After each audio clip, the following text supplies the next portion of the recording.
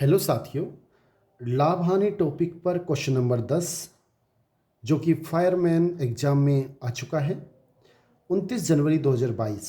Question इस प्रकार है, एक वस्तु 20% लाभ पर बेची जाती है।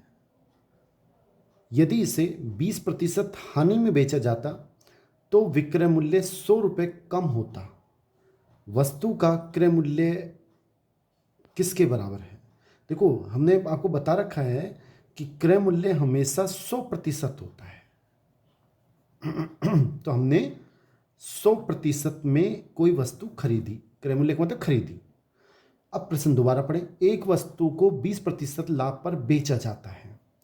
20% लाभ पे बेचेंगे तो इसका मतलब 120% में बेचा जाता है। यदि इसे 80% हानि से बेचा जाता, यानी 20% हानि से, 20% हानि का मतलब 80%। यदि इसे 20% हानि से बेचा जाता तो इसका मतलब 80% में बेचा जाता, तो विक्रय मूल्य 100 रुपये कम होता। विक्रय मूल्य 100 रुपये कम होता।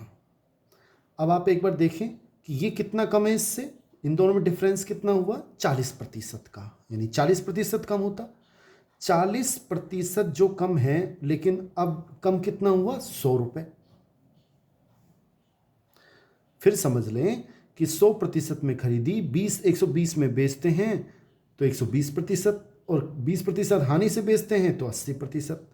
अब कितने प्रतिशत कम में बेचा? 40% कम में बेचा। और ये 40% कम में बेचा जो कह रहा है विक्रय मूल्य 100 रुपये कम होता। इस इधर की तरफ 40% कम होता, वो 100 रुपये कम होता, दोनों बराबर हो गए। हमें क्रय मूल्य निकालना है, 100% निकालना है। क्रय मूल्य 100% होता है। सबसे पहले 1% निकालेंगे, 100/40। 100% के लिए क्या करना पड़ेगा? 100/40 इंटू 100, दोनों तरफ 100 से गुणा कर दिया। अब इसको हल कर लेते हैं। एक जीरो से एक जीरो, ये यहां से कटेगा 25 बार। 25 को जब 10 से गुणा करेंगे तो 250 रुपये, यानी कि ए ऑप्शन बिल्कुल सही है।